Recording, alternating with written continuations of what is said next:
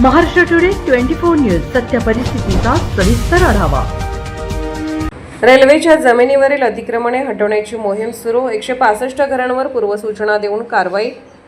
प्रवाशांच्या सुविधांचा विस्तार करण्यासाठी आणि विविध रेल्वे विकास प्रकल्पांना गती देण्यासाठी मध्य रेल्वेने अकोल्यातील आपली जमीन मोकळी करण्यासाठी एक विशेष मोहीम सुरू केली आहे। रविवारी रेल्वे प्रशासनाने अकोला रेल्वे स्थानकाच्या हद्दीत शैलार फेल आणि तारफेल दरम्यान असलेल्या रेल्वेच्या जमिनीवरील अतिक्रमणे हटवण्यास सुरुवात केली। मिळालेल्या माहितीनुसार रेल्वेच्या मालमत्तेवर अनेक वर्षापासून मोठ्या प्रमाणावर अतिक्रमण झाले होते। शैलार फेल आणि तारफेल या एरियात सरकारी रेल्वेच्या जमिनीवर अंदाजे 165 लोकांनी घरे आणि इतर बांधकामे केली होती। रेल्वे विभाग सध्या प्रवाशांना उत्तम सुविधा देण्यासाठी रेल्वे मार्गाच्या विस्तारासह अनेक महत्त्वाच्या प्रकल्पांवर काम करत आहे। यामुळे जमिनीवरील अतिक्रमणे हटवणे आवश्यक झाले होते। ही कारवाई करण्यापूर्वी रेल्वे प्रशासनाने अतिक्रमण करणाऱ्यांना एका ठराविक कालावधीत जागा खाली करण्यास सांगितले होते। विभागाने जमीन खाली करण्यासाठी सकाळी 8 वाजेपर्यंतची अंतिम मुदत दिली होती। असे असूनही प्रशासनाने निर्धारित वेळेनंतर अतिक्रमण हटवण्याची प्रक्रिया सुरू केली।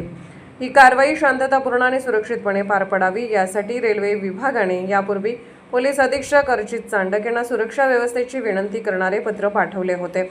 यानंतर प्रशासनाने व्यापक पोलीस बंदोबस्त ठेवला होता। या कारवाई दरम्यान शहर उपविभागीय पोलीस अधिकारी एसडीपीओ सुदर्शन पाटील, बाळापूरचे एसडीपीओ गजानन पडघण, रामदासपेठ पोलीस ठाण्याचे प्रभारी वी शिरीष खंडारे आणि जीआरपी स्टेशन प्रभारी वैशाली शिंदे सोबत मोठ्या संख्येने पोलीस अधिकारी आणि कर्मचारी उपस्थित होते।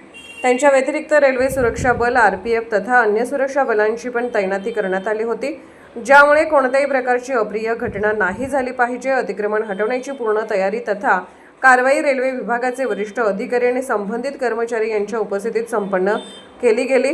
प्रशासनाचे मान्य आहे की रेल्वे भूमीवर प्रशासनाचे म्हणणे आहे की रेल्वेच्या भूमीवर अवैध कब्जे हटवण्यासाठी हे अभियान राबवलं गेलं।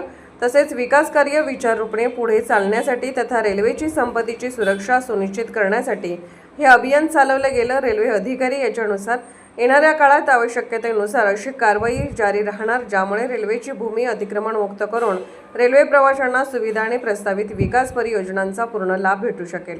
महाराष्ट्र टुडे मराठीसाठी ब्युरो रिपोर्ट संजय दास, अकोला। आजच महाराष्ट्र टुडे 24 न्यूजला सबस्क्राईब करा आणि सत्य परिस्थितीचा सविस्तर आढावा पहा।